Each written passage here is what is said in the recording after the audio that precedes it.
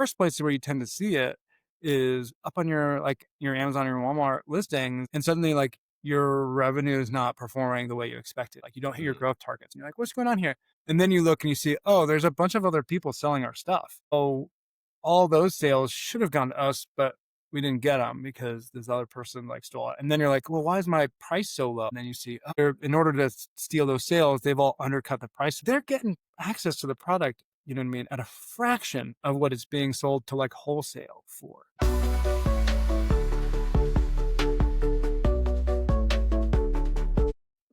All right. Hey, everybody. Welcome to another episode of the Habitual Growth Podcast. I am your host, Nathan, and I have Mr. Zac Garthe with me.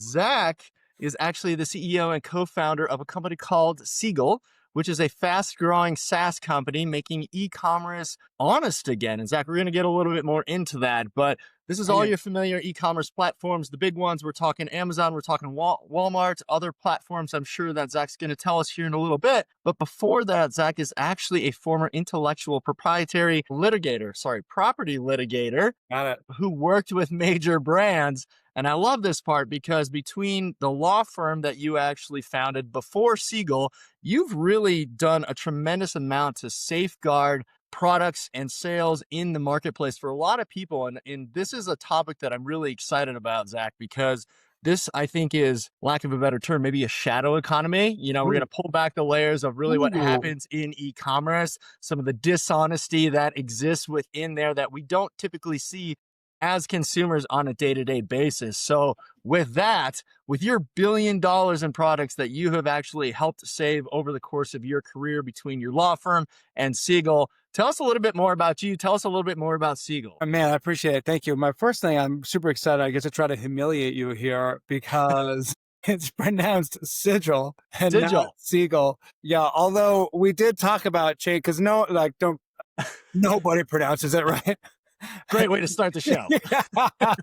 We thought about, should we just change to seagull and just be the birds, you know? But no, so it's pronounced sigil. And to briefly explain, right? So a sigil is an ancient mark or rune that, you know, carries magical power or meaning, right? And so what we believe is that today in the modern world, brands and their trademarks, those are the modern sigils, right? Those are like symbols that have power and meaning that stand for something, right? When we see that habitual growth tree, right? Like, then we know about like what that stands for, about that, you know, overcoming perseverance and growing and commitment to that, right? So that's what we believe. And that's why we're called Sigil, to kind of stand for the brands that we protect there.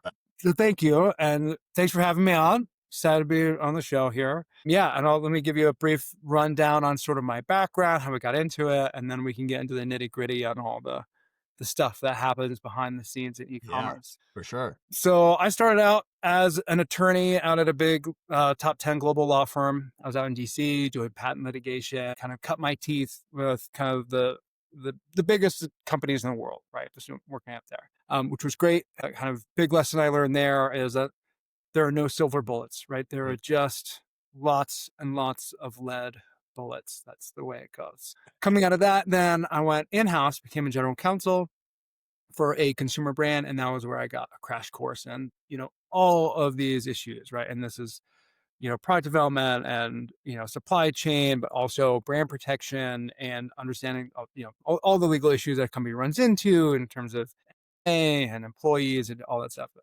really leaning into this area on the brand protection side, I was very fortunate. I got taken under the wing of a long time Fortune 500 brand enforcer, and he's retired now, but he, you know, is still a good friend. And he was like, "Hey, Zac, I'm going to take you on my wing here to show you how this goes." Right. I mean, we did raids on factories in China, and we were like working with police, and we were, you know, filing lawsuits over the world, just like all types of issues, kind of you name it. We did it. And so during that time, you know, when I had issues on Amazon or Walmart, et cetera, I knew attorneys at those places, right? And so I could go to them and, you know, have the credibility and the clout to say like, "Hey, this is what we're doing. This is what's working. You know, how can we kind of solve this?" That's how I get to learn like, oh, there are ways to clean up some of these problems, right? There's a lot of really good people at Amazon, at Walmart who really want to make this work, right? But they're super busy. Like the systems aren't set up for that, right? So, you know, but there's a way to do it. Yeah. So I left that company and then started my own law firm and was doing this type of legal work, right? Intellectual property, all the different types of supporting for companies, as a general counsel, et cetera. But more and more kept coming up of meeting brands who are like, hey, these sellers on Amazon, they're really screwing up my business. Like, what do we do? And so the way to solve that for 20 years was like, oh, send a cease and desist letter. So you just try to go get the lawyers involved and scare them down. And that was, that's a good business model for some of these other firms, is they just jam out a bunch of letters. But it doesn't work. It doesn't like help the company. People have been getting cease and desist letters for 20 years. So now they're like, oh, great, another one. And they literally, they're a joke. They literally joke about throwing these things in their trash can, or they'll call them toilet paper, right? Because like that's all they're good for. Cease and desist letters. So anyway, so I meet these brands. They've been sending their toilet paper, and I was like, let's stop that. There's a better way, right? Like we can set you up and we connect you, So I'd be just plinking away my laptop doing all this manually. Yeah. And then it was one of my brands was like, hey, this is great.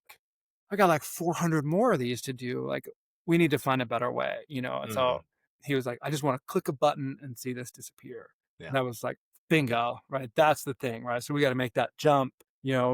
We talk in the legal field, we talk a lot about, or some of us attorneys talk about the access to justice gap, right? Of like, some people can afford justice and legal services and some can't, right? And so this is one of those areas where for so many companies, like hundreds of thousands of brands, they just can't afford to pay lawyers to send toilet paper out to these sellers, right? It's like they need a better system. And so that's where technology comes in. And that was the inception point for us to go and launch Sigil. And so now that's what we do. I am still a partner at my law firm. And so we do still advise clients on the side, and we haven't helped that, although I have a partner there to support that. But where my main focus is that Sigil and cleaning up e-commerce, man, making e-commerce honest. That is the mission. Love that tagline. Love the background. Glad, that I mispronounced that. Little did you know, I planned to make sure that you could define actually what a sigil is. What a setup. Not sure if I can recover from that, but I want to keep pulling on that thread because it's the holiday season right now, right? Christmas is upon us. We just got through Thanksgiving. We had Black Friday. We had Cyber Monday.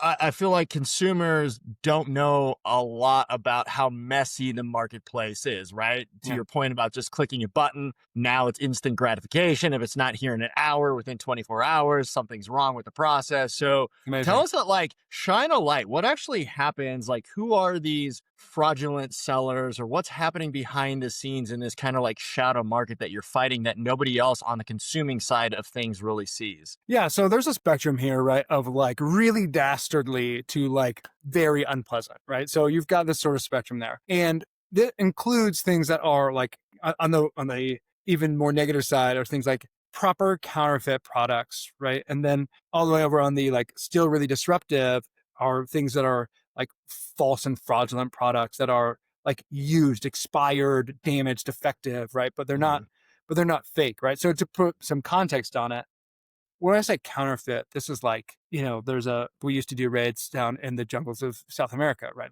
There are these people who set up in these little tents and they're hand stitching fake Vans shoes, right? That's counterfeit, and those are gonna break, and that's really bad. Now there are really, really bad versions of that though.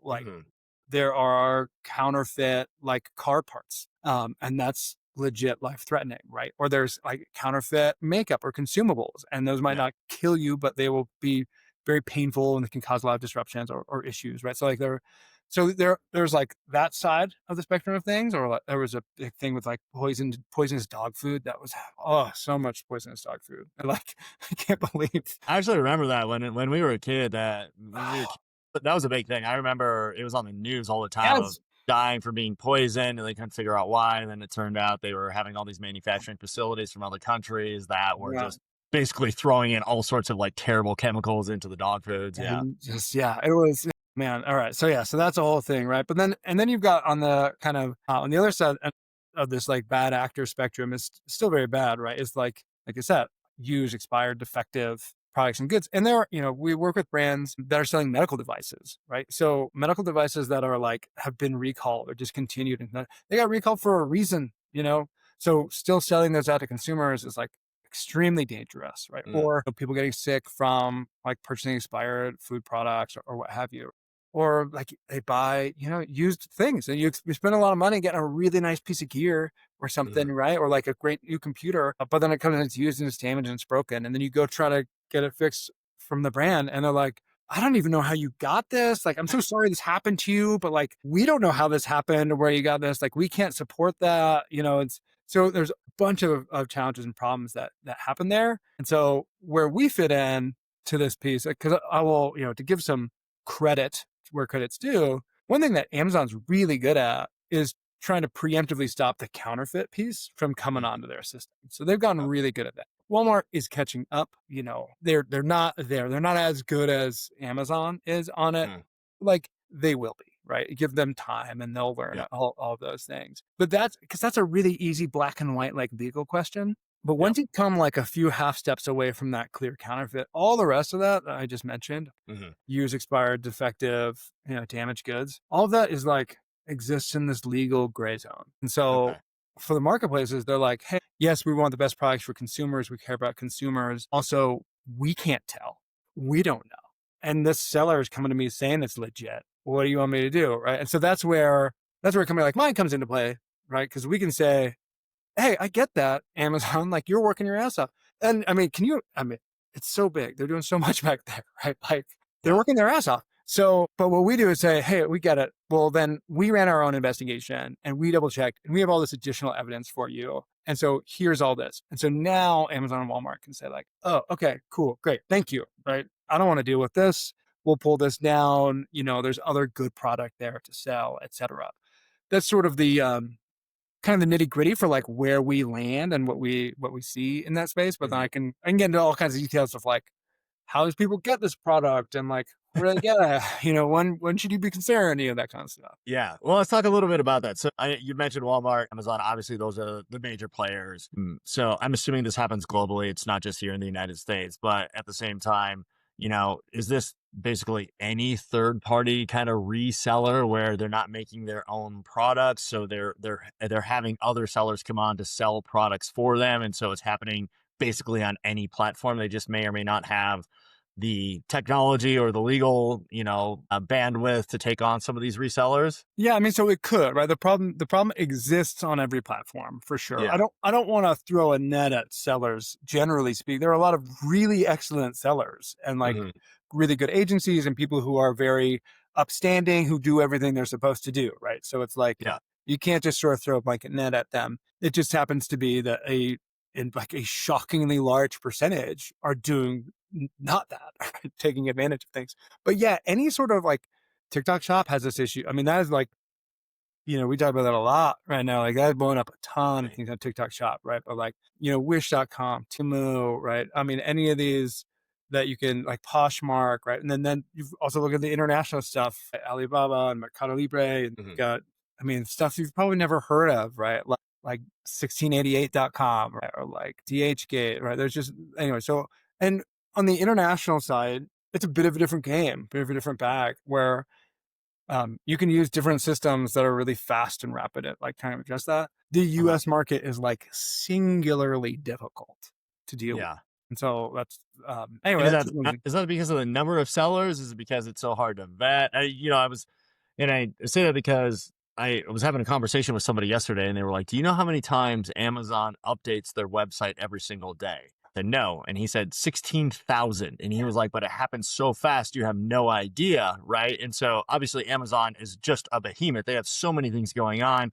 They're making all these updates all the time. So, what specific reason? Why is it so difficult in the United States right now? Yeah, yeah. So I'll answer that, but also briefly, like, yeah, the major tech platforms. That's true for Facebook too, right? Like, there's no one Amazon, right, or one Facebook. Like, there's 10,000 or 16,000 of them, like in play every day, right? Yeah. Of like doing Yeah. that. So, which is part of what makes this all so challenging. But Mhm. for the reason why it's so hard in the U.S. is the legal regime is different, and so Uh, internationally, it's a lot more accepted that you can basically just like grab a trademark and make a trademark claim. mhm. And there's going to be default of like, oh, we think this is counterfeit, get rid of it, right? It's in the United States where you have this gray zone, kind of the legal framework. And this comes out of a 2010 case between Tiffany versus eBay, Tiffany Company versus eBay. It was out in the Second Circuit, right? And so we just have this very different legal regime. that creates this open space for marketplaces to, to kind of sell this more questionable product. So Yeah. that's why it comes to the hard. Yeah. Gotcha. You did note though that there was, I forget your specific words, but you said basically like there's a high percentage, like higher than you would think, Yeah. of these resellers that are not doing things correctly. Like, Yeah. so two questions kind of packaged into one. So what type like what percentage are we talking about? Are we talking about 30, 50, 2%, 8%? And then follow up, is this more like organized crime where you have big organizations that are going after all sorts of products, or are these resellers just focused on, the Vans shoes or something like that they can resell pretty easily? Yeah. Really fun and interesting questions. So first, before I answer it, what percentage would you guess of like fraudulent sellers, are there? Honestly, before you said it in the way that you said it, I would have put it pretty low. Yeah. Yeah. Probably would have Right. said like, Single digits, 1 or probably. 2%, Yes. but Yeah. okay. No. So it's like between 30 and 60%, depending on like the industry. Wow. Yeah. It's huge. Wow. Huge number of sellers are doing it. And it's, I mean, I can get into the reasons why, but but it's different from that. I would say most of those are not an organized crime situation. Now, there definitely are organized crime rings around this. So, and there are different types of that. So there are like the kind of international organized crime rings that sort of are more well known coming out of the Eastern Europe base, where they're using a lot of like cyber related kind of sourcing of products and then throwing up and selling those. And so that like they tend to attack like the bigger global brands, the Dove soaps and the, whatever it is, like the Procter and Gamble's of the world. So they've been targeting those. And that's a complicated scheme of like international arbitrage for things and selling. So there's that like sliver. There is another sliver where it falls into this, it's not organized crime as you think of it. It's organized like gray, sort of in the gray area. And those are those are like several really big sellers that we run into all the time at my company. These are like very professional operations, making hundreds of millions of dollars every year, where they've kind of got it dialed in and they know that if they go to certain territories, they have like reps and they live in different places around the world, right? Like South Africa or like Singapore or Japan, like where they know they're like, okay, cool. We can get like we can take this off the back of the boat here and ship it back. And they'll pick up like 400,000 units of backpacks or something, right? And they'll ship them back to America and sell them as if they're used. But like these are things that were intended for a different market that have different quality, like stitching and materials and fabrics, rather like they aren't what the American market is, right? So it's like it's total fraud. You're getting a piece of crap, but it's got the logo on it. So that operation happens a ton. Okay. I don't know if you call that organized crime or not. That's sort of an interesting, where you want to land on that piece. What's criminal, and then, but otherwise, like a lot of the rest of this is just honest, hard work and economics. Like, so obviously, I'm in the business of like promoting a certain mission and like making e-commerce honest. We represent the brands. That's who we stand for. These are our people, right? But recognize like that the sellers on the other side are not like, I mean, aside from the organized crime example I just gave, they're not evildoers. They are like smart, hardworking people. They're very creative and innovative.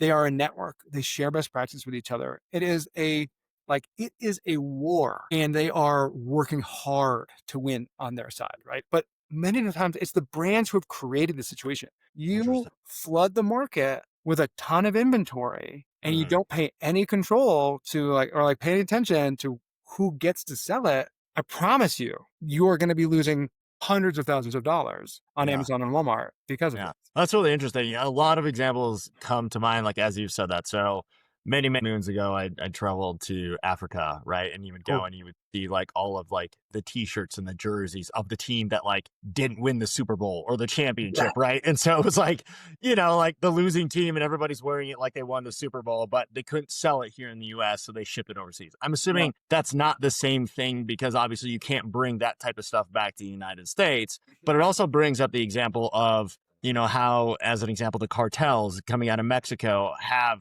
organized into legitimate businesses, but it's a way to launder, funnel money back to themselves. And, the big one that's gotten a lot of press in the last like 5 years has been the avocado operations that they have, Sure. right? So you Yeah, always yeah. think like drugs, but they're actually like using legitimate businesses, undercutting some of the other sellers, cutting out some of the suppliers, and Totally. actually doing that to run their operations and fund a lot of, billions of dollars back to themselves. Yeah, well, and I'll add to that, right? So, especially here in Colorado, we have there's a few different states that have this worse than others: Colorado, California, Texas, where the drug trade has combined with this in a different version of organized crime. These poor drug addicts get told like, "Hey, go steal, go do a smash and grab off Yep. of Home Depot and Lowe's." Like the hardware stores get hit on this, but also it's like Walgreens and CVS, and then going for like cosmetics and stuff, like all these things. So smash and grabs, and then they bring it back to their dealers, and it all gets fenced online, right? And it goes up to Hmm. Amazon and Walmart, and Hmm. so it looks like a legitimate business to the e-commerce world, right? They've got a business address and plenty of inventory and blah blah blah. But yeah, where they're sourcing it is from this very dark process. Yeah. So if let's take it from the brand perspective right now, because Cool. you alluded to the fact that like brands to some degree create this maybe oversupply of products, right? That ultimately can come back and bite them somehow. I'm assuming, right? It's well known that luxury companies, let's take like Chanel or something like that, will go and they'll burn or destroy their extra supply so they don't have this type of issue. They keep the prices high, the supply demand is balanced. I'm assuming most brands aren't going to take that approach where we're going to just produce a lot of product it didn't sell, so we're going to just go burn it or destroy it or whatever. But what are the first maybe red flags a brand would see that this is actually happening to them across these marketplaces? Yeah, yeah. So two points there, right? First, good call out. Yeah, supply chain destruction, supply controlling oversupply through destruction definitely is a strategy. I've counseled brands through doing some of that, Yeah. but very few brands are willing to commit to the luxury space so hard to go do that, right? So it's a lot of pressures not to do it. So otherwise, the brand, like the first place where you tend to see it is up on your Amazon or your Walmart listings, and suddenly like your revenue is not performing the way you expected. Like you don't hit your Mm, growth targets or something. You're like, what's going on here? And then you look and you see, oh, there's a bunch of other people selling our stuff. So all those sales should have gone to us, but we didn't get them because this other person like stole it. And then you're like, well, why is my price so low? And then you see, oh, in order to steal those sales, they've all undercut the price a little bit, right? Because they're getting access to the product, you know what I mean, at a fraction of what it's being sold to like wholesale for. mm, And a lot of these sellers like are not supporting staff or retail or business. Right? They can take super low. I mean, they can take a low price and still make like a 60% margin. mhm. I can't tell you how many times I've talked to brands who are like, well, there's no way they're making any money on this because look at how low it's priced. And I'm like, you don't understand what's happening here. Right? Yeah. They stole that. Yeah. Anyway, so that's usually where the first place that we hear about it is like, Mm, oh, okay, it's showing up somewhere in our sales or it'll be there, or consumers will complain. So unfortunately, is that when a customer has a bad experience with a brand, 1 in 5 of those customers never come back because mm. they assume it's the brand. People don't know. They think it's Yeah. the brand that's just like, oh, this is trashy. And then I had no idea, like, oh, screw this brand. Yeah. Right. So, but then someone will get angry and respond. And then you're like, oh, how did you even get this FDA recalled, medical device? And we're like, oh, it's some idiot is still selling this thing. Right. Yeah. So then Yeah. that's where they'll start to see about it. The like silent places though, where it comes up are even more like costly and insidious. So the things that happen not first, but like the knock-on effects is the disruption with the retail partners. So like, for example, let's say you're a sporting goods brand and you sell through like Dick's Sporting Goods. Mhm, Well, like Dick's will often price match, right? Like they're trying to mhm, make a good experience for their customers, et cetera. And these major chains, I don't know for sure if Dick's does this, but like as an example, these major chains often will negotiate into their contracts these like margin protections. So it's like, okay, like great, we're gonna buy this from wholesale, but if we have to undercut our price and we're not, we've got to make sure we make this amount of margin. So if we're not, then you've got to pay the difference. So okay. I was just talking to a brand about this where they're like, oh my God, like the checks that we are writing out to our retailers are enormous just to protect on this margin contract. And The reason for that is because they're getting undercut on these prices and the price matching, whatever. So one, you get those things. And then two, Dick's doesn't want to work with a brand that has to pay these margin things. They want to go work with a legit brand that's like selling and keeping their price high. So then all of a sudden your like retail sales team is missing their numbers because like they can't get into more stores or more doors or not selling into more products or expanding SKUs, but it's all like silent. There's no angry fist being shaken. It's just like, hey guys, I don't think we're just not interested in adding those products. We're like, we're not going to expand your doors or whatever. Right? Instead, a competitor starts winning that space, and you're like, oh man. So this problem, like what ends up happening is it just caps brands. You're on your way up, you hit a point, and then you just get stuck, and you can't keep growing, can't break out because your e-commerce doesn't perform. Right. Then your retail stuff isn't performing. Then you start running ads. You're trying to fix it with ads. But if you still have people stealing your buy box and you're just like funneling this, then your ad performance is low. Then your rankings start to slip. Right. It's like all these things just like. So a lot of metrics start to snowball. How much do, it's actually ironic that you brought up the Dick's Sporting Goods because they were top of mind. I was going to bring them up earlier in the conversation just because of their store over here. But like, how much does like an Amazon or a Walmart or a Dick's Sporting Good actually care about the brands, right? If they're protected with these these margin protections, right? And they're going to continue to sell the brands anyways. Does that brand experience really reflect on them, or is it mostly isolated to the brand? So are they stepping up to help some of these brands that are going through this? No. So like this is the way a good friend of mine who was at Adidas sort of shared this, I think is really smart. Basically, the value of a brand comes from the incremental, like good experience that gets delivered, right? Mm-hmm. When you deliver a good product over and over again, that is how you build up brand value. When you sell a cheap product, or an undercut price product over and over again, that brings that brand value down. And so even if it's not intentional, like the consumers grow accustomed to, oh, actually I should be getting that cheap. That's actually a cheap brand. That's a bargain brand, right? And so it erodes that piece to it. So the stores, they very much care about having exciting, hot, elite brands in order to like bring customers in, right? That's their symbiotic relationship. It's like, hey, we'll bring customers here, but we need good brands for this. That's what makes that so competitive. Like they absolutely care about that. What's interesting too, like on the marketplace side, like the Amazon in particular piece to it is there are parts. Amazon's backend is so complicated. Those departments are so, I don't know a better word other than complicated. There's so many of them and none of them know what the other one is doing, right? Part of it is like, hey, if you're going to launch like 16,000 experiments and iterations, you just don't have time for that coordination, right? So like they just don't know what's going on. So it's a feature, not a bug. But as a result, there are people who are like at Amazon who are like, hey, I want to sell your brand. Like when you see it and it's like sold and shipped by Amazon.com, that's where Amazon went to the brand, bought all that inventory up front, and then it's like, and now they're selling it.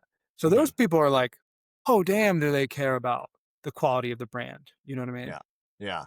No, it's interesting. As you've been kind of sharing some examples, I was thinking back to a birthday gift that I was giving to my kids, and it was a backpack, and I was on Amazon, and it was two sellers selling the same backpack, and one of them it was like $2 or $3 cheaper than the other one, and I'm frugal, so I was like, this looks legitimate.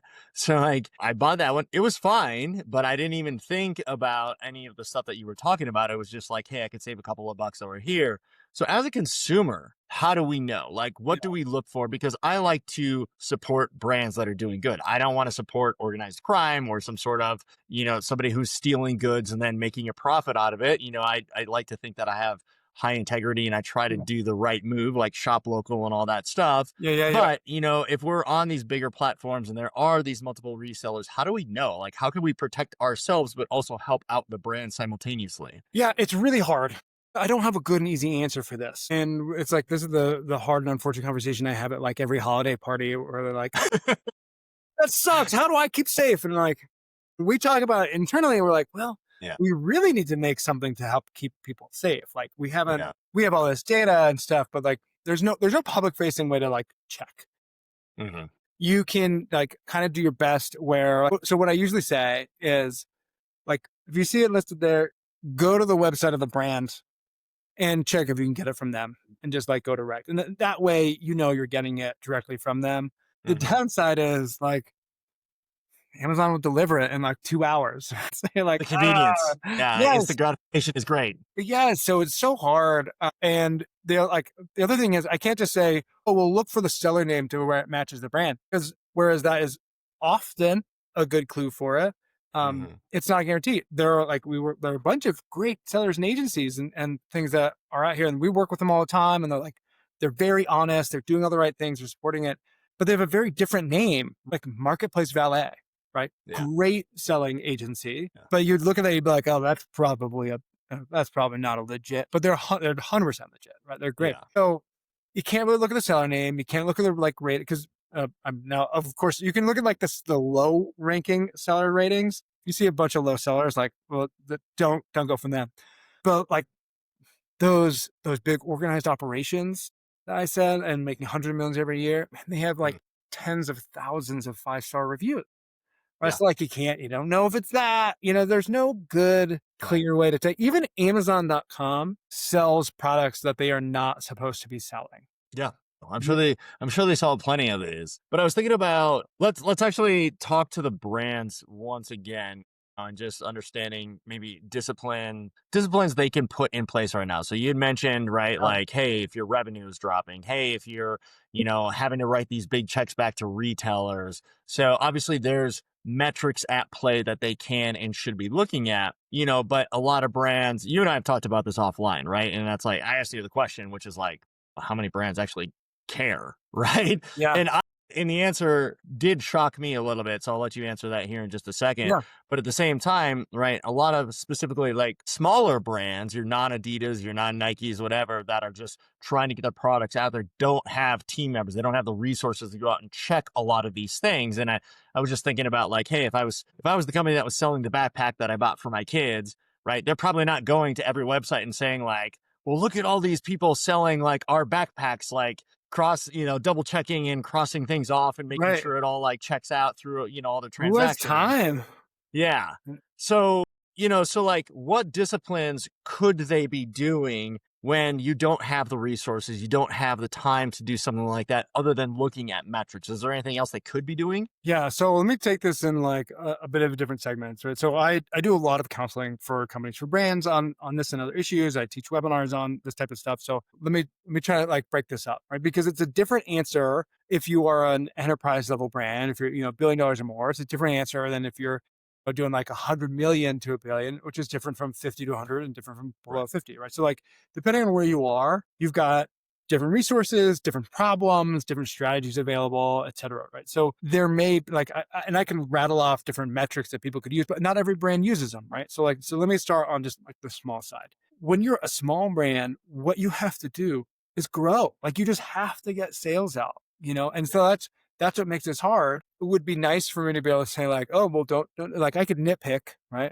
Well, don't set your discount prices below XYZ, right? But like brands understand this. You've got to get out, you've got to prove it, you got to get into more doors, right? You're going to get like maybe you earn your way into a test into Target and they're like, okay, well, I'm in 100 doors right now. So, but like Yeah. I got to perform, right? So you got to focus on growth. I would say don't let this distract you from that. Once you get to that point where like, all right, now you're running multiple channels, you've got your Amazon store going, maybe you're checking out Walmart, but you're in a bunch of different retailers and stuff like that. And so you're in that like 10 to 50 million annual range, right? Like Mhm. you definitely need to be paying attention to it. If you're between 1 and 10 million, it's like time to get educated because it's gonna punch Getting you in the common. face here pretty soon. Yeah, between 10 and 50, it's like you need to be actively putting effort in and solving this. And the reality is like you got to the Pareto principle, right? Your 80-20 rule. So you got to put your 20% effort that's going to hit 80% of this impact, especially as you're getting up and growing with that. So you got to find that easiest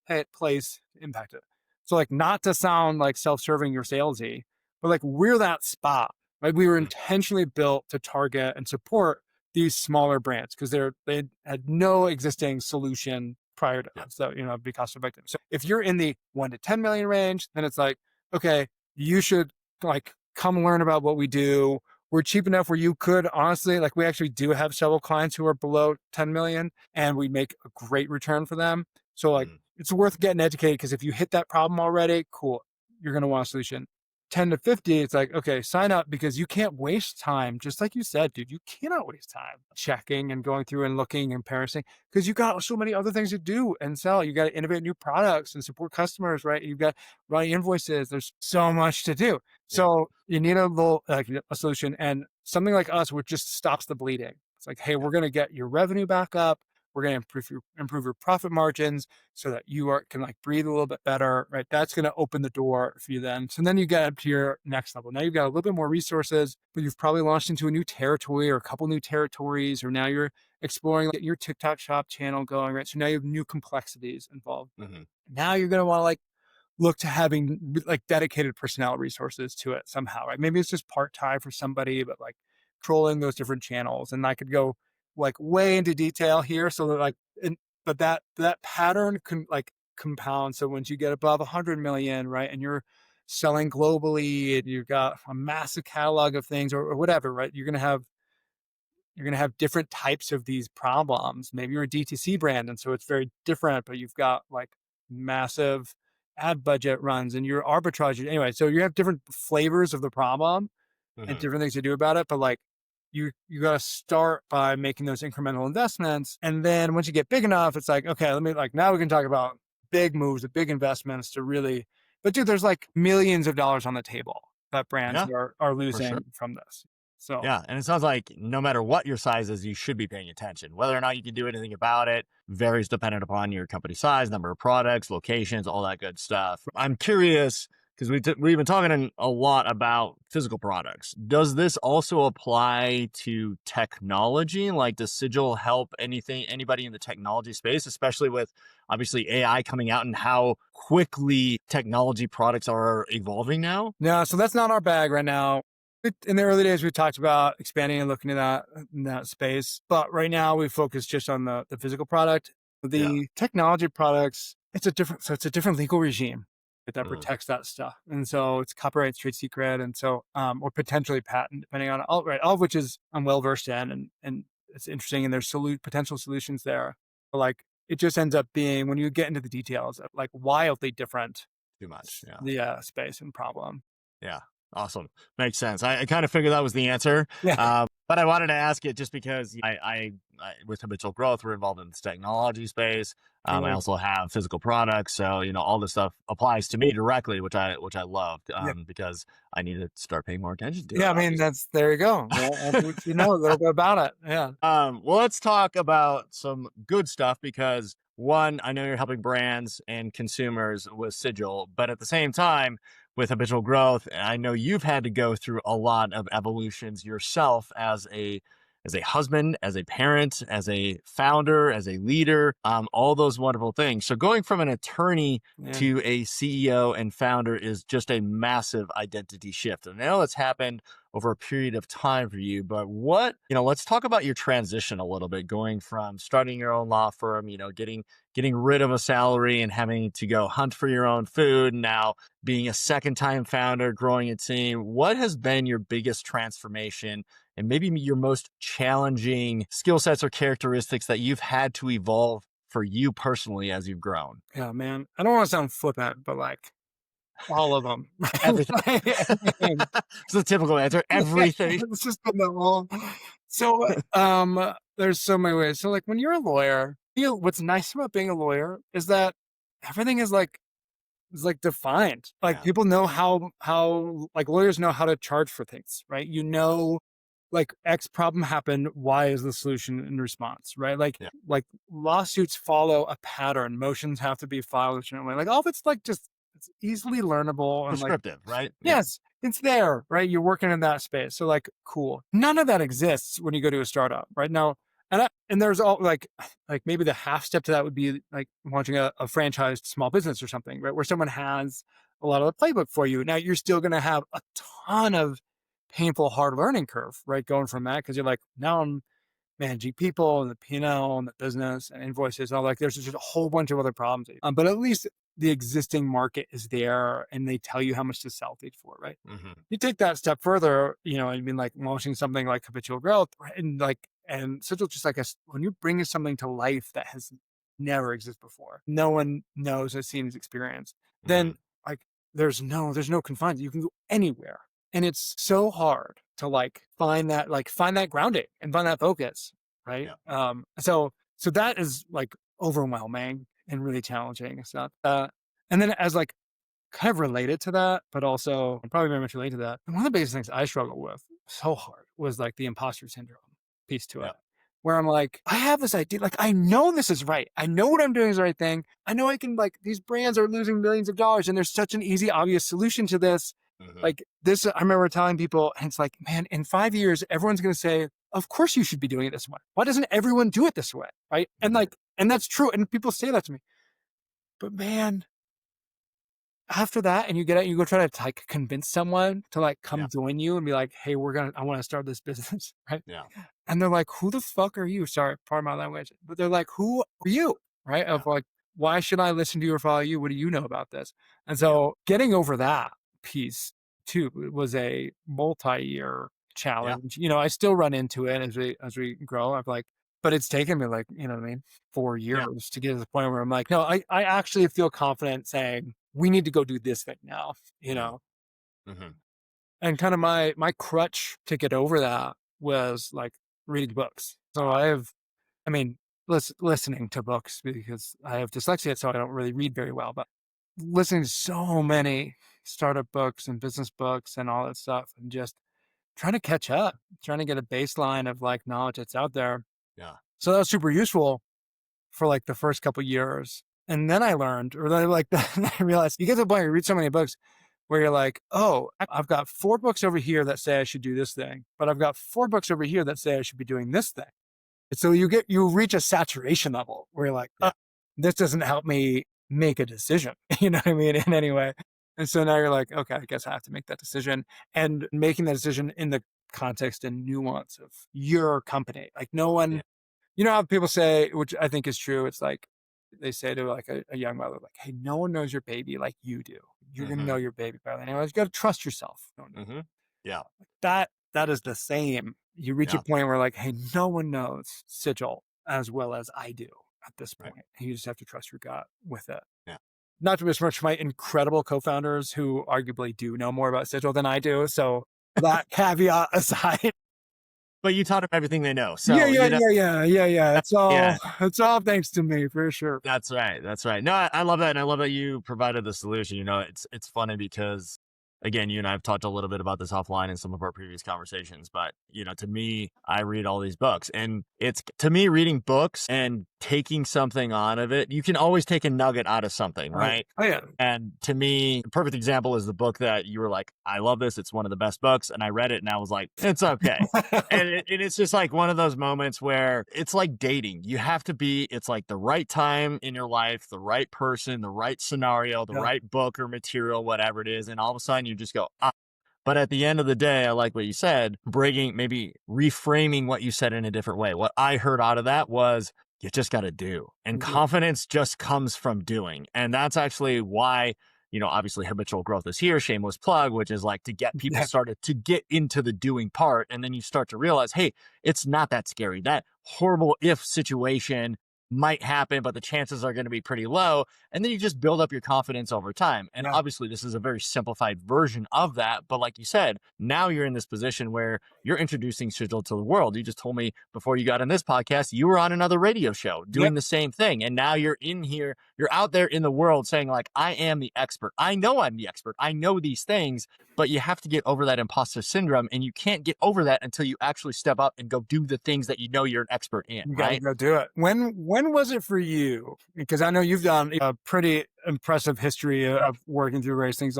When did you learn the lesson of you gotta just go do it? So it was a period of time, like you had said, for me, it was many, many years, probably longer than it took you. And I think what ended up happening is I kept trying to listen to other people. I tried to give people a voice that probably I shouldn't have, but I tried to be, hey, I'm a leader and we're all in this together. And of course I want your opinions and we're going to do this. And it never worked out. Every time I somehow got the short end of the stick. And that's not to disparage anybody. That's not to say you can't be successful in that. But for me, in my experience, I would listen and internally I would know, hey, that doesn't feel right, but like I got to give this person a voice or I got to Yeah. hear them out.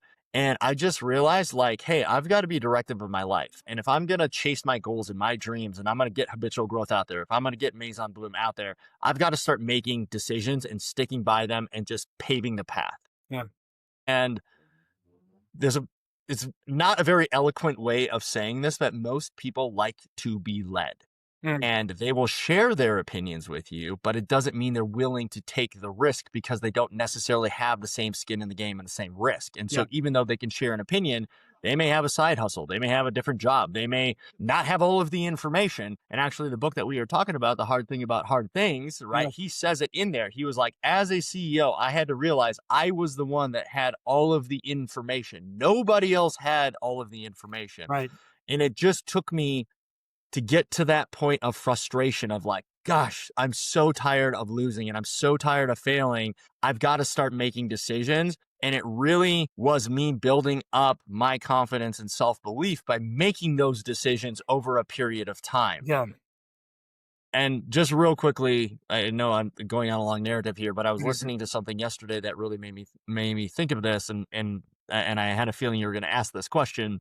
But a gentleman that I follow all the time was talking about this. He was like, as young entrepreneurs and even professionals, a lot of the time what we will do is we will say, well, I just haven't given this enough time. Mm, Right. I just haven't, it's only been a year. It's going to catch up. My big break is going to come. Right. And so you start to wait and you patiently wait and it just never happens the way that you want it to. yeah. And he said, it's not just the waiting period. Yes, you have to do that, but you also have to go out and you have to execute on a daily basis consistently. You have to have the discipline. You have to have the integrity. You have to have the accountability. And once you have those things and you wait the appropriate amount of time, then it will happen. Yeah. And it really took me, I guess what I'm saying is in that decision making, it was me saying, okay, I'm planting a flag. I'm going to start executing. This is what we're doing on a daily basis. And then we had the waiting period. And then we started to really see results. Yeah. So one of the things I love about that, right? Like you've got to do that every day. And one of the things that I think about this a lot. I think about the analogy of like gardening and business. So one of the things I love about habitual growth and like and the logo and everything, right? It's like, and like plants every day show up. They show up and they put out their leaves and they're reaching every direction. And they are Mhm. looking for that sunshine. You know what I mean? They're growing, they're putting their roots through rocks. They're breaking rocks apart to get to it. Right? No matter what, it's snowing out here, right? Like, and those trees are just like, all right, we got this. And Mhm. then they'll be freezing cold and they're still going to show up the next day, every day and do it. So I think that's what it takes, right? It takes that Yeah. time and it takes executing every single day and not giving up. Yeah. And and so you mentioned the inception of Sigil. I'll tell you a little bit about habitual growth and the logo because you touched on it. And I've Yeah, never yeah, yeah, actually yeah. talked about this publicly. So Ooh, uh, I'm going to leave the sequoia tree out of it because there's the whole dichotomy behind the sequoia tree. And I actually got that from Ryan Serrant of, what is it, Selling New York. But his book, Big Money Energy. So again, when you read things, you pull out nuggets that mean something to you. So the sequoia tree, actually, I attribute to him. But if you look at our logo very closely, it actually has two circles that go around the sequoia tree. And the reason for that, we could have just done one, but actually we wanted to represent the rings of a tree. As trees get older, they grow. As you as an individual use habitual growth, you start to grow as well. So actually those two rings represent growth as you use the app continuously over time. So just wanted to share that because I like what you said. yes. That's just, You talked about your co-founders. So let's talk about your team because it's one thing to say, okay, Zac's got to get up here. He's got to be a different person. I have to transition. I have to start making decisions. You said my co-founders know this a lot more. How do you find your co-founders? Like, and then, tell me, I know you're friends with them and I know you've got the history, but yeah, for people that may not have a close network that has complementary skill sets, like what were the pieces that you were looking for to kind of pull the puzzle together to get this team that man, now can take Sigil to the next level? I wish I could take more credit for this. I mean, I can't. I'm so fortunate. My co-founders are incredible. Like I literally couldn't. I failed to launch this company by myself. And then once getting co-founders, it took both of them together with me before we could finally turn this to a success. So just deeply grateful to them. I learn from them every day. They are as least as important to the company as I am. So just major shout out to them. And that's Cliff Steen and Ashley Craig. Just so we're being very clear. Those guys have been incredible influences on my life, which I'm very grateful. Finding co-founders, super hard and like scary. But as someone very wise put it to me in the early days, this is your first test. It's like, if you can't convince someone else to join you on this journey, you're never going to convince investors to back you. You're not going to convince customers. Like, you have to go find a way to do this. So just once I finally accepted that, I was like, oh, this is my first challenge. I want to go do a good job of this. Right. That was the first hurdle for me. From there, I knew I needed a technical co-founder to start. But that's all I know, right? And I mean, as an attorney getting into a tech company, so I knew just so little. So I just started, I texted everybody I knew in my phone that had any relation to technology. And then I emailed people who I could think of. And then I went to LinkedIn I reached out to like old friends from college who I hadn't talked to, like having just in hindsight, like humiliating conversations and just Yeah. sounding like an absolute idiot of like, I could barely spell JavaScript, right? And be like, we need to build this whole thing, right? And so, but you do those conversations. It's this similar to the process of when you're doing the customer discovery work and the customer journey in a startup, right? Where the first like 5 conversations, it's just learning what questions you should be asking. Right? You're going to try a bunch of stuff and it's crappy, but you'll pick up nuggets and you'll learn a question. Yeah. The next 5 conversations is where you learn like, oh, okay, now I'm actually getting good answers to the questions I care about. But then it's the next 10 conversations that you have where you start getting enough information and data on things that you do, right? Just have to you got to put in the reps and reach out. And so I was lucky I had, just reach out to Cliff as just part of this outreach process and having these conversations. And so I was far enough along at that point to know a little bit about what to talk about. And I also came very prepared to that conversation. So I should note that. And that ended up being important. So I don't know how generally applicable this is, but this is what happened with my experience, right? Yeah. I had spreadsheets, I had business models, I had documents, I had designs, I had the whole thing, I had a go-to-market plan. All of that was really important in showing Cliff, like, I'm not just some dude with because every tech, skilled tech person will be getting pitched under the startups all the time, right? People are like, oh, yeah, we should build that, right? It's like everyone's got some sort of idea. And so like Cliff brought an appropriate level of skepticism, and I brought an appropriate level of work. Yeah. And so then it was like, okay, cool. I take this seriously. And to your point too, Cliff and I do have history. We have background, right? We went to high school together. He's been friends with my brother for years. And so we knew of each other. We'd never worked together, but there was at least a little bit of trust of like, hey, we come from the same kind of background. So I got through the door, proved that I was credible. And then Cliff, they're like, this is what I would look for, right? Is look for someone who will do to you what Cliff did to me.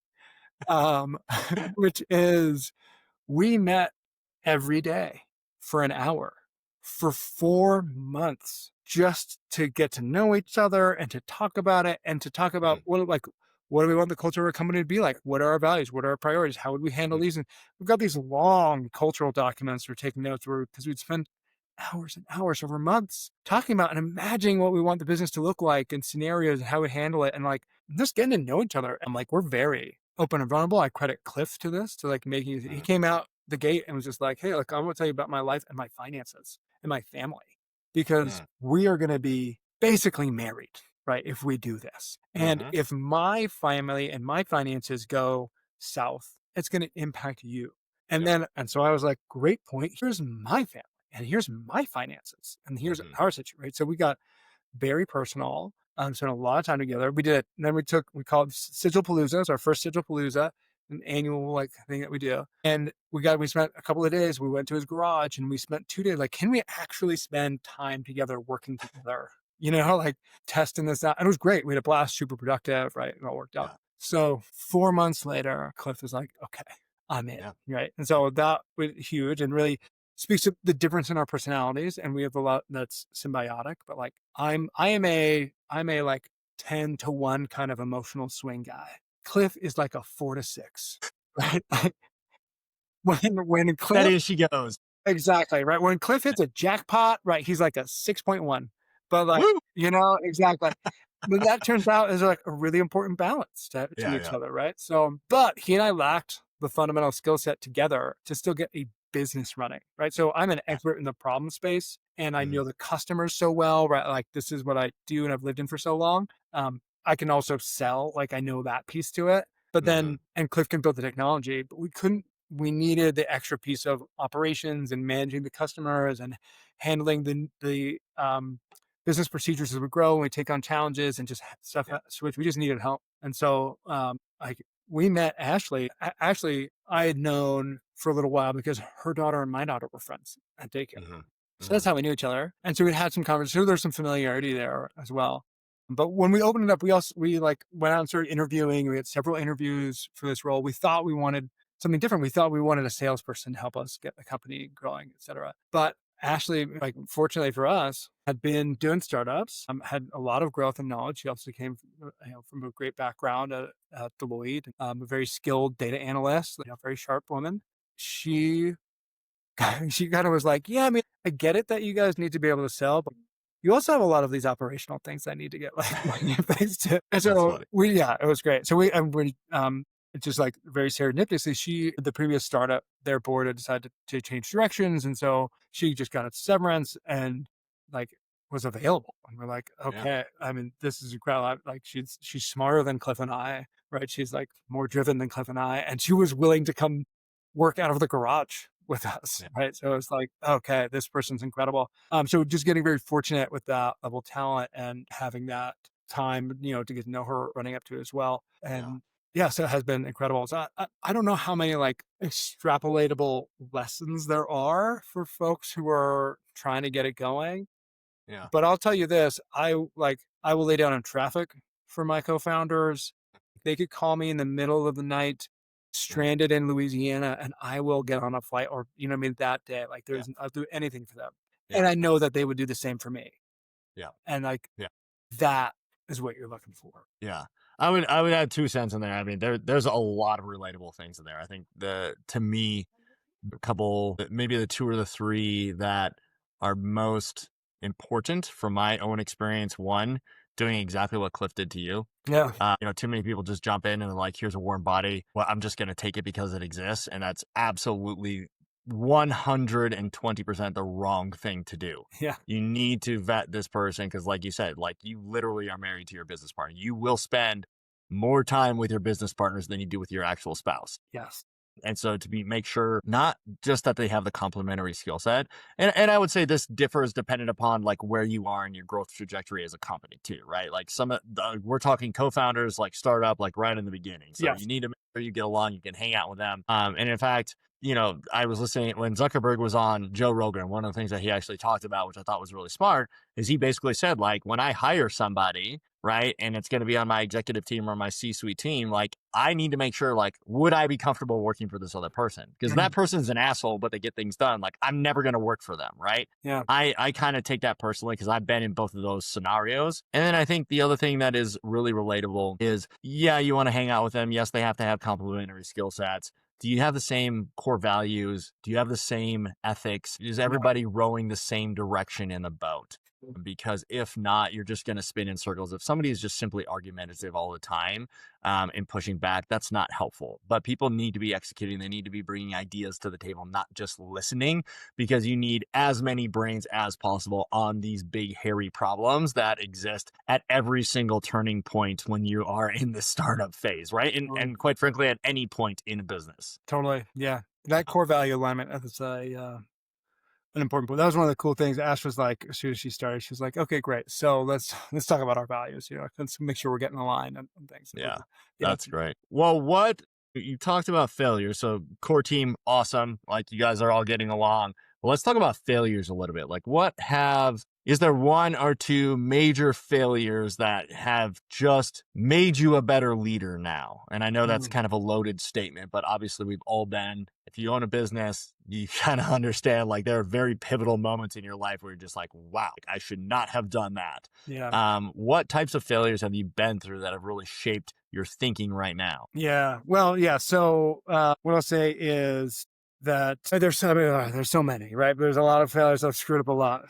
That's the nature of this get biz is just Yeah. constant failures, but then learning from it. I'll tell you what's salient right now for me is we are. I'm trying to be mindful of how I say this, just which will come clear for why. But we have been challenged in some of the roles that we've hired for, and in that process and experience, I took my eye off the ball and gave a little bit too much leash to folks, and that don't look at the time, right, seemed like an appropriate decision, but I think that there was some fear and anxiety that was clouding my mind. That, you know what I mean? If I had taken a more objective view, would have been like, no, that's not it. And so, just realizing that, you know, for me, a big piece in these early days is like some of the fundamentals can't be outsourced, and you've got to pay attention to like the key aspects of the business, right? So like Mhm. making sure that people are doing what they're supposed to be doing every day. Like I very much come from I don't want to micromanage you perspective. And I'm Yeah. like very hands off. Yeah. I give my team a lot of guidance, but I give them frameworks on how to make decisions. Like I give them a way to know when they should come get me involved, et cetera. Like we have a whole like process for dealing with it, but it went too far, right? Yeah. Became over reliant on that. And so now, what I've had to do is develop like whole new ways and processes and procedures to like make sure that I'm keeping mindful and attentive to the things that my team is doing. And my team is small enough, right, with 8 people, that I can talk to everybody every day Yeah. and know what they're doing and knowing what the most important thing is, right? And so, um, but that's what I've had to do, and it has made me a better CEO. I'm coming through of it. We're going to like genuinely, basically the most exciting time in our company's history right now is Yeah. coming out of that and going into this stuff. So like all that is really sweet, but it's been hard, and it's painful too, because then you've got to. So what has happened is I've had to change like our meeting structures. I've had to change how we prioritize our work. I've had to change all this stuff. It's a little embarrassing because like I set up all the previous meeting structures. I was like, this is how we're going to do things. And now it's like, hey guys, we have to do things differently. We need to move faster. So we can't can't do the same Mhm. things. We're going to get the same results. It's like, we got to change up all of it. But it is making a difference. We're speeding up and we're getting control of it. So Yeah. yeah, paying attention to the fundamentals and just, I don't want to sound like stupid and reductivist, but like keeping your eye on the ball. Yeah. Well, and and I would just add, because I know a little bit about the scenario as we've talked offline, but I would say I'm proud of you, and the thing that you did that really impressed me the most is It's, you didn't second guess what needed to be done. You just did it and you moved on. And I know it's hard not to take that personally, but at the same time, like as you said, there's so many failures, and that's just and I think going back to what we were talking about earlier in the conversation, of like how do you change, how do you transition your identity, and one of those things like is just literally thick skin, and that only comes with just doing it. And it's like, okay, well, I can sit here and beat myself up and feel sorry for myself and go to the bar and drink for 7 days, or I can just chalk it up to a loss and turn it on and like let's hit the gas and go a little bit faster. And you yeah. just learn like, hey, another failure doesn't mean I did anything wrong. I learned out of it. Okay, let's get moving. And you did that in this situation. And like you said, it's the most exciting part of Sigil in your company's history, which is super exciting. And you're going to take that as a win, and you're going to move on, and you guys are going to be more successful now that you've learned, right? Yep. This will be that turning point, right? Where it's like, cool, they figured it out. Yeah. Thank you. That, yeah. That's how you get better. That's how you continue to grow. And I know we're running a little bit long on time for what we had agreed upon. So, I'm going to ask you one more question, and then we Cool. can close out here. But going all the way back, right, we can go to Copernicus, the law firm. We can talk about Sigil. If you go all the way back, what is like one sentence that you would tell yourself to do now? Like looking back at Zach's younger self, how would you motivate yourself, educate yourself, inspire yourself? What would you tell younger Zach? Man, it's funny. I was thinking about this recently because a lot of times people will be like, man, if I knew how hard this was, I knew this is gonna be. Oh man. So I don't think I'd say that, right? Because then Yeah. I younger self would second guess it, right? Yeah. I almost want to be like, and it's gonna be easy. But no, it would probably honestly, it would probably be like, no matter how fast you think that you are going, you need to go faster. Mm-hmm. That has been the lesson that I have learned too slowly over time of like how to get there. To go faster does not mean work harder, right? But it's like you need to find the levers that make the business move faster as well. What would you say? in your situation? Ironically, I would say the exact same thing. I'd probably frame it in a slightly different way, but yeah, I mean, move as fast as you possibly can. Don't overthink because you're going to fail no matter what. Yeah. At the end of the day, as nihilistic as this sounds, like we're going to be forgotten in a generation or two generations anyways. It's all Yeah. for naught. So go live your life. You're going to learn a lot of shit along the way. And the best part is like this self-discovery. I mean, this is exactly why I started Habitual Growth is like when people start going and their eyes open up and they become aware and they're like, wow, like, this is life. I know what freedom is. I am not controlled. I can express my opinions. I can make decisions. I can be creative. I can think outside of the box. I can be resourceful. Like, it's just amazing what you discover about yourself when you actually turn your focus internal and just say, hey, I'm not going to take these losses personally. I'm just going to be the best person that I can be. I'm going to chase, perfection and excellence as much as I can. And if you can do that aggressively, it just means you're learning these things so much faster. And I love that about this journey. I love that for you. And almost everybody else that comes on this podcast, because I just think it's exceptionally special. Yeah. Yeah. Hell yeah. It's a great, that like dichotomy of embracing mistakes and pursuing perfection, right? Like it's just anyway. Yeah. Go faster. Yeah. Right on, man. Yeah, you learn everybody's a person. It doesn't matter who they are, what decisions they're made. Everybody's a person. Everybody makes mistakes. And as soon as you get over that, like the confidence when you start to move, like we talked about earlier in the conversation, it's unparalleled. So that's what I love. Okay, for the audience, if you have, lasted this long, we really appreciate you listening. So make sure you like and subscribe. If you are a brand, if you are a seller, make sure you're contacting Zac at Sigil. Reach out to them so that they can help you make sure that you are getting as much revenue as possible. And with that, Zac, how can people get in contact with you? How can they find you, follow you, ask questions, all that good stuff? Yeah, right on. Thank you. Thanks for having me on too. This has been great. So easiest is just either the website and LinkedIn, right? So it's sigilprotects.com or just find me on LinkedIn, right? Zac Garthe, on LinkedIn. So, and I answer all the DMs and so would love to connect. Awesome. Love it. Well, thanks for joining us, Zac. It's been a pleasure as always. I look forward to seeing the company journey from here, and I'm sure we are going to talk very soon again. Can't wait. Thanks a lot. All right, buddy. See ya. Cheers.